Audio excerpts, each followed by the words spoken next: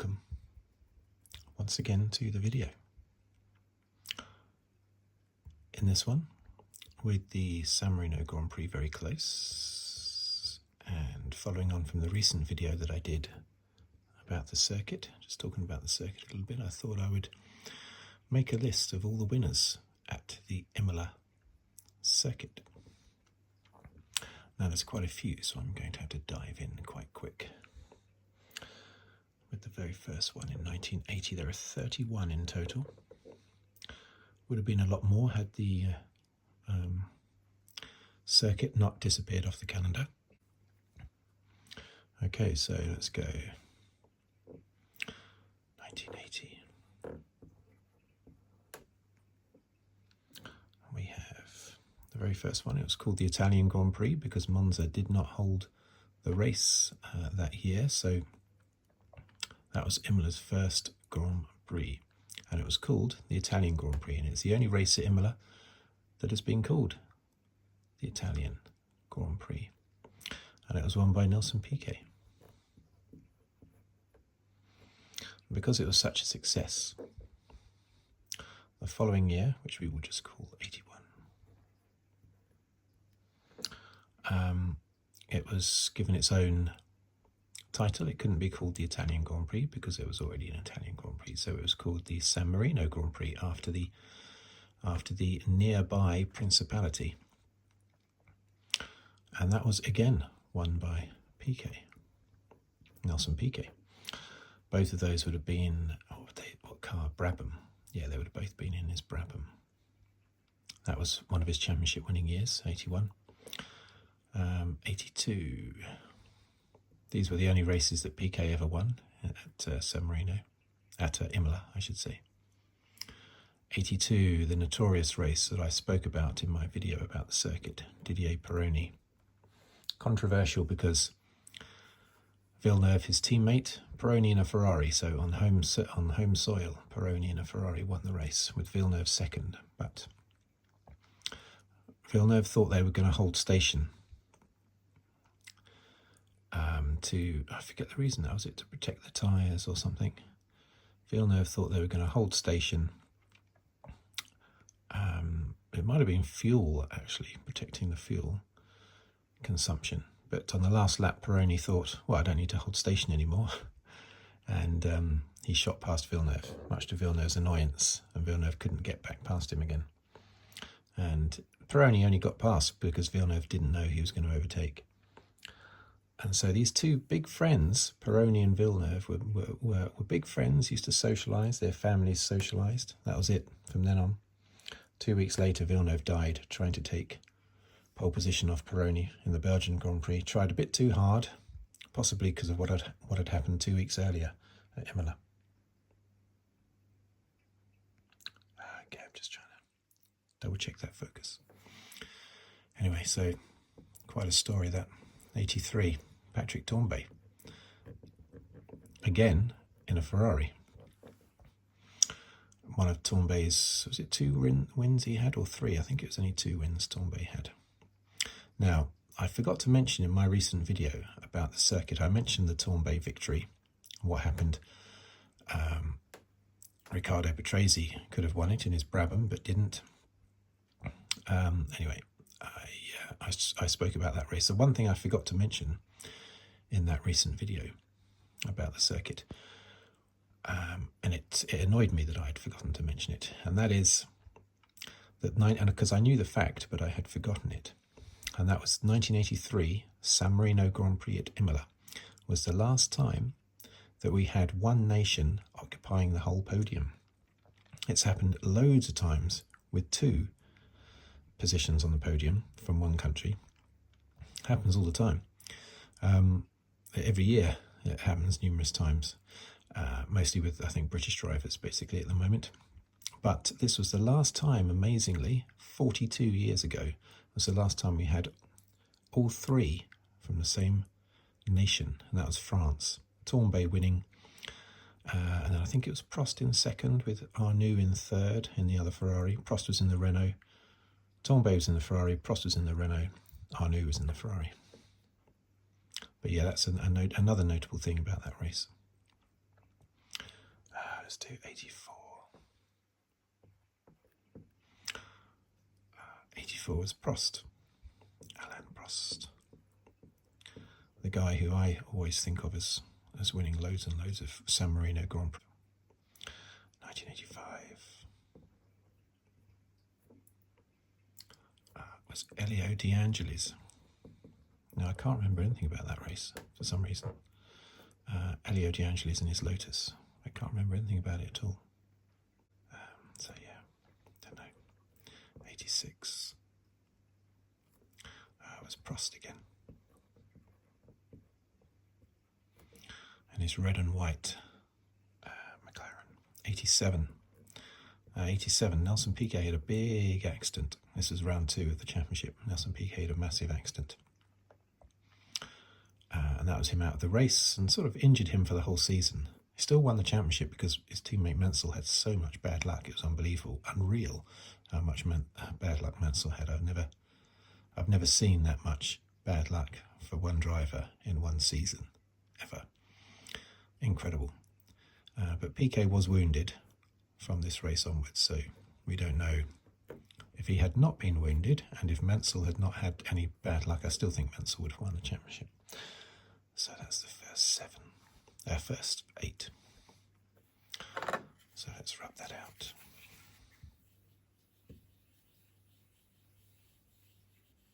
How are we doing for time? I think we're doing okay. Not too bad. Okay. I have to adjust the focus each time though, don't I, when I do this? So, where we go? 88. We have Senna's first win. Ayrton Senna. I don't remember much about that particular race. That particular season was a pretty boring season, really, unless you were either a Senna fan or a Prost fan. If you were either one of those fans, it was great. For a nip and tuck season between the two of them. But it's the only championship that there's ever been where basically the winner was down to how many races were won. Senna won 8, Prost won 7. Senna should have won 9, with Prost winning 7, had he not been taken out by a back marker at the Italian Grand Prix. But anyway, the 88 San Marino Grand Prix was won by Ayrton Senna. 89 was Senna again. Unusually, he didn't retire. He had a lot of bad luck in 89 as well, Senna. And Prost won the championship. Senna was by far and away the quicker of the two that year. In 88, Senna and Prost were pretty level. In 89, Senna was miles quicker than Prost. Prost was on his way out of the team, basically.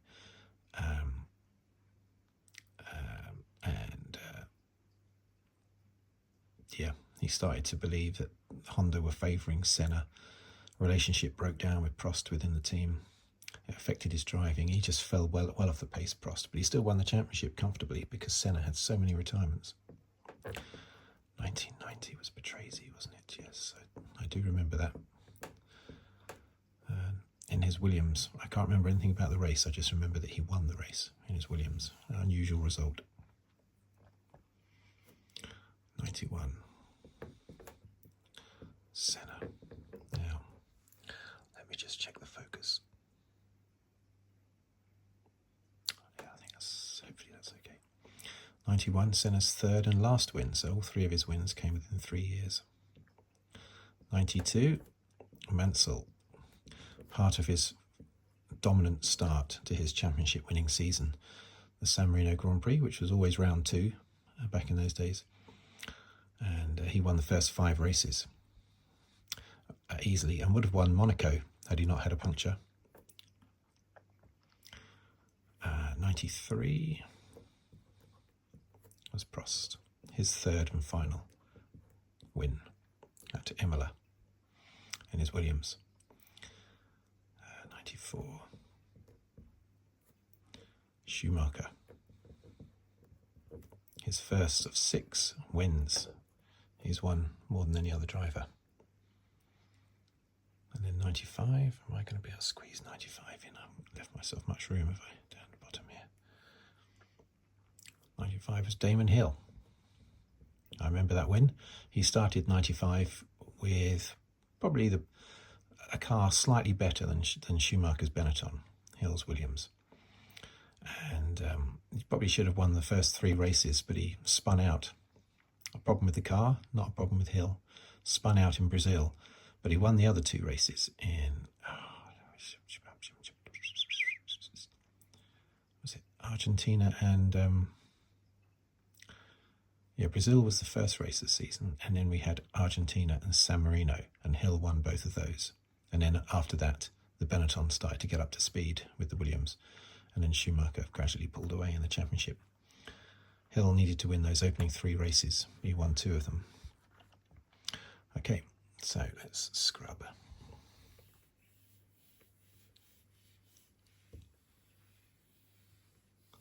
Okay. So we're up to, oh, did I just touch the camera? 96.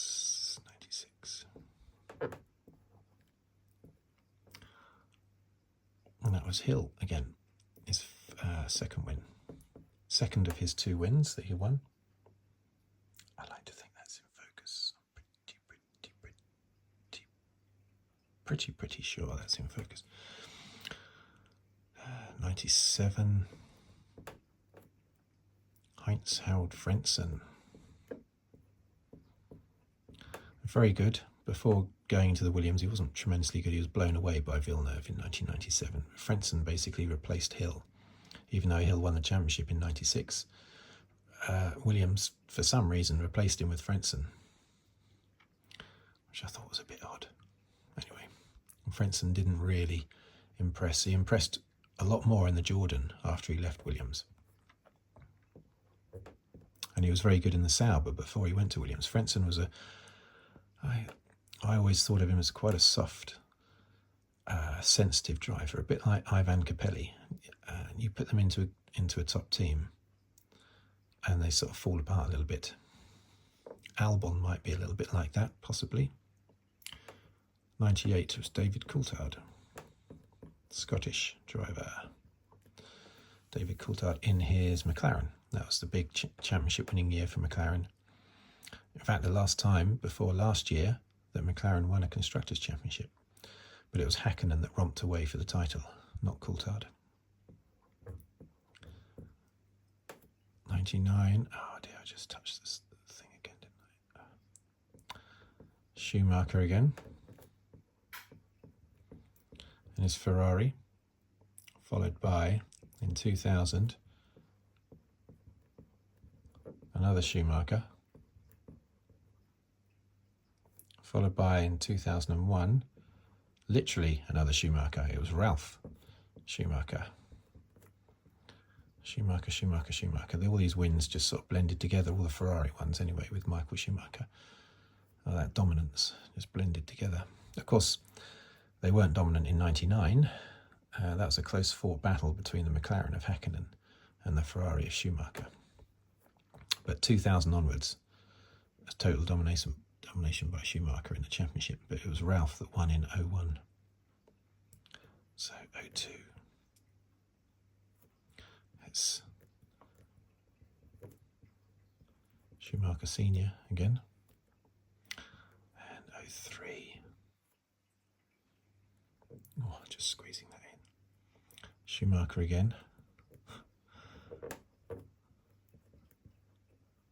Prior to Verstappen's dominance in 2023, Schumacher had the most dominant years in Formula One, especially 2004, when he won 13 Grand Prix out of 16, was it? Okay, so let's scrub that out.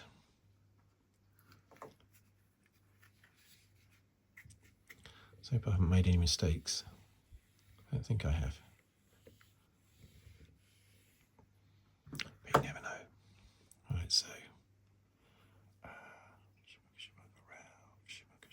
So 2004 was next, wasn't it? So let's just put an 04 there. And guess what? It was Schumacher again, in, as I say, his dominant his most dominant season, 2004. 2005, though, was the return, oh, not the return, the arrival of the young whippersnapper, Fernando Alonso. He'd already won the 2003 Hungarian Grand Prix. I don't think he won any races in 2004. But his championship, first of his championship years, was 2005. Oh dear. Steady, steady, steady. Yeah, 2005. And then the last in his Renault, with Flavio Briatore at the helm. 2006, Schumacher.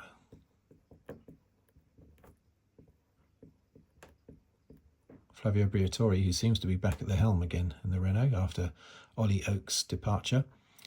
There's lots of stories around why Ollie Oakes might have retired. I might get the truth because, as some out there might know, I am friends with the grandmother of Deegan Fairclough, who races for Oliver Oakes in GB3.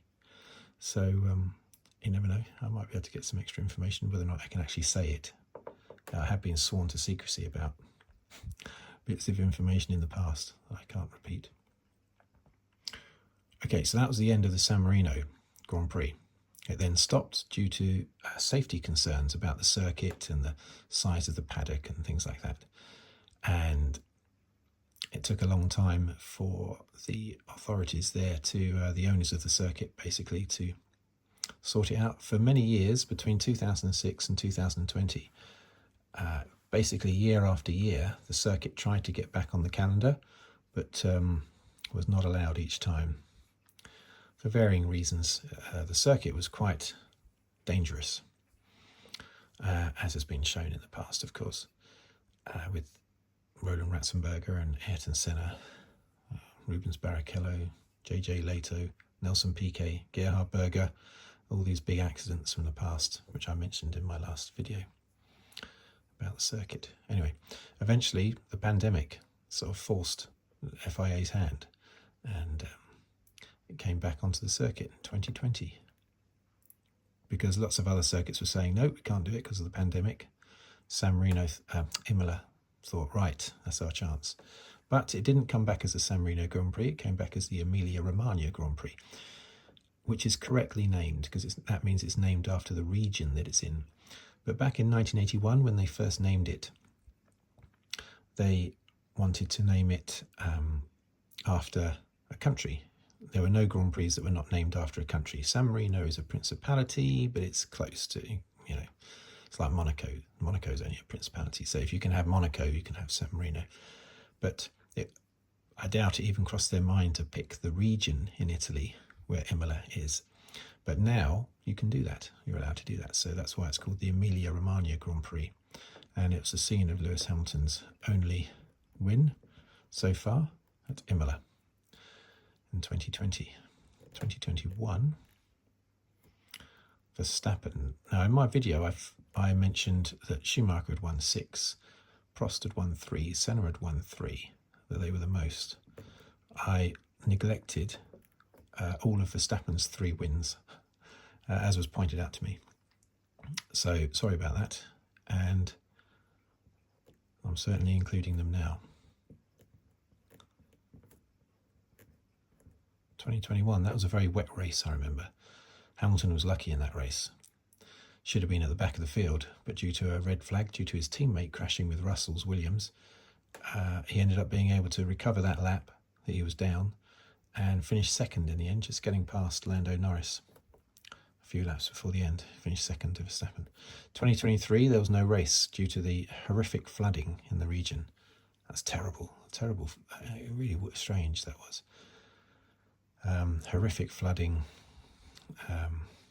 That, you know, the race got cancelled, but there were far worse things that happened to the region than just a cancelled Grand Prix. 2024 was Verstappen as well. So the last 3 by Verstappen. So there you go, 31 Grand Prix. Who will win in 2025? Shall I do a little thing here? Why not? You never know, it might not be Piastri. Come on, Lando. Come on, Lando. Come on. Anyway, so there you go. There it is, and there you have it. The winners from every Imola Grand Prix 1980 to date. Maybe I'll do this.